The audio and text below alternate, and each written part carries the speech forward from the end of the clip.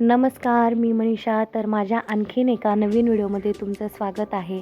तर हा व्लॉग आहे आयुषच्या पप्पाच्या बड्डेचा. तर त्यांचा बड्डे आम्ही कसा सेलिब्रेट केला आणि काय काय केलं तर ते मी तुमच्यासोबत शेअर करत आहे. तर इथे आधी आम्ही सकाळी लवकर उठलो, अंघोळ वगैरे केली, मी छान अशी साडी घातली आणि त्यानंतर त्यांना औक्षण वगैरे करून घेतलं. तर मला औक्षण करताना बघून बिट्टूलाही औक्षण करण्याची इच्छा झाली आणि तीही आली मग पटकन आणि तिने छान असं औक्षण करून घेतलं त्यांना. आणि मी जे काही करते ते तिला करायचंच असतं. त्यानंतर मग आयुषने इथे त्यांच्यासाठी एक छान बड्डेचं कार्ड बनवलं होतं हार्ट शेपमध्ये, खूप मस्त होतं आणि त्यामध्ये खूप सारं काही लिहिलं होतं त्यांनी.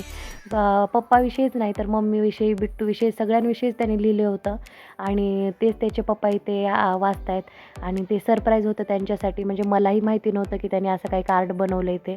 आणि आम्ही दोघं पण ते वाचून खूप छान वाटलं आम्हाला की म्हणजे त्याला एवढं सगळं सुचलं. तर मग आता आज ह्यांचा बड्डे होता.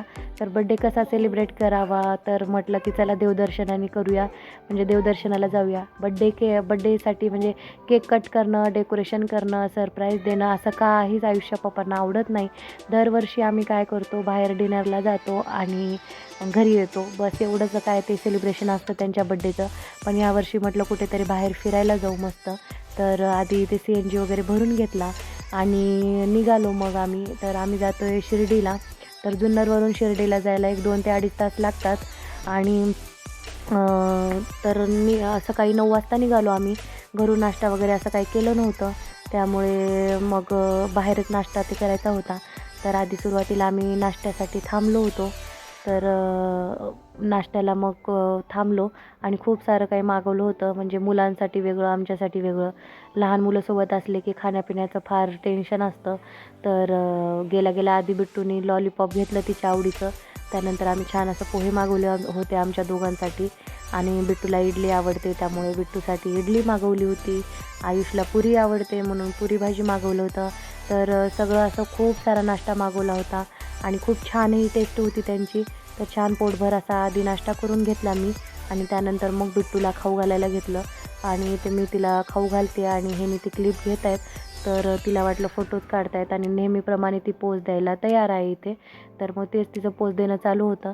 मग तिला छान खाऊ घातलं आणि मग पुढे निघालो. तर आम्ही 2-2.5 तासानंतर शिर्डीमध्ये पोहोचलो. तर शिर्डीमध्ये गेलो आणि गेल्यानंतर आम्ही पहिल्यांदाच गेलो होतो, त्यामुळं काहीच माहीत नव्हतं आम्हाला पार्किंग कुठे आहे, काय आहे.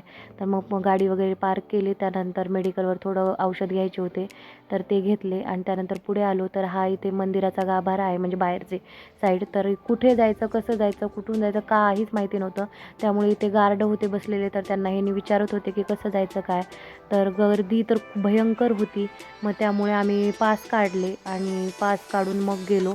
तर ₹200 असं होतं माझं आणि यांचं. मुलांना नाही पैसे तिथे. तर ₹400 देऊन आम्ही पास काढले आणि आतमध्ये एंट्री केली आणि इथंपर्यंतच मला व्हिडिओ घेता आला आणि त्यानंतर मग आमचे मोबाईल त्यांनी घेतले आणि लॉकरमध्ये ठेवले. त्यामुळे मधला मला काहीच व्हिडिओ घेता आला नाही. आणि त्यानंतर मग दर्शन वगैरे छान झालं, मस्त झालं. ढकलाढकली वगैरे गर्दा असा काहीच नाही, छान व्यवस्थित दर्शन झालं. आणि त्यानंतर मग तिथून आम्ही बाहेर आलो. बाहेर आल्यानंतर बाहेरच हे असं गार्डन आहे. तर इथे आलो या गार्डनमध्ये. तर इथे थोडा वेळ थांबलो. मुलांना इथे खेळण्यासाठी झोका वगैरे असं होतं, तर ते मुलं इथे खेळली थोडा वेळ. ऊन पण होतं तेवढंच, मग त्यामुळे जास्त वेळ काही थांबलो नाही, पण थोडा वेळ थांबलो. मस्त फोटो वगैरे काढून घेतले इथे. आणि शिर्डीमध्ये मी आणि ह्यांनी पहिल्यांदाच आलो होतो, त्यामुळे आम्हाला काही माहिती नव्हतं कुठं काय आहे. पण छान झालं दर्शन वगैरे आणि नंतर तिथे आम्हाला जेवणाचे पासही भेटले होते. पण आम्ही जेवणासाठी काही तिथे थांबलो नाही, कारण आम्हाला वाटलं दर्शनासाठीच एवढा गर्द आहे तर जेवणासाठी खूप असेल. त्यामुळे मग आम्ही सकाळी नाश्ताही पोटभर केला होता आणि जेवणाची काही इच्छा नव्हती, त्यामुळे पुढे निघालो तसंच. मग जाताना आम्हाला रस्त्यामध्ये एक ऊसाचा रस दिसला आणि खूप छान वातावरण होतं तिथं, खूप मस्त वाटत होतं. तर तिथे मग आम्ही एक अर्धा एक तास तरी इथे थंडगार हवेशीर थांबलो. इथे झोका होता, मुलांनी खूप एन्जॉय केला. छान असं मस्त ऊसाचा थंडगार रस पिला आणि बिट्टूनी तर मला तर वाटते पहिल्यांदाच रस पिला असेल. तिला आवडला तो. पोटभर दोघांनी रस पिला. खूप छान थोडा वेळ तिथे खेळले. खूप मस्त वातावरण होतं. छोटंसं दुकान होतं त्यांचं, पण छान असं डेकोरेशन करून ठेवलं होतं त्यांनी. सगळीकडे असे फुगे-बिगे लावले होते. परत शेणाने सारवलेली जागा होती. झोका होता तिथे, ससे होते आणि खूप छान होतं. मुलांनाही खूप आवडलं. त्यामुळे आम्ही बराच वेळ तिथे बसलो होतो रिलॅक्स असं. आणि मग थोड्या वेळाने तिथून पुढे निघालो. तर बघा हे तुम्हाला दाखवते मी कसं आहे तिथे. तर हे बघा एखाद्या गावात आल्यासारखंच वाटत होतं, म्हणजे खेडेगावात शेतात आल्यासारखं. असे तिथे हे लावले होते, काय म्हणतात, फुगे वगैरे. आणि हे बघा इथे छोटासा ससा होता. पोरांना तर खूप आवडलं हे. छान थोडा वेळ तिथे वेळ घालवला आणि पुढे निघालो. तिथून निघालो आणि घरी येण्यासाठी निघालो होतो. तर गाडीत बसताच लगेच बिट्टू आणि आयुष झोपी गेले. आणि नंतर मग थोड्या वेळाने आयुष उठला होता आणि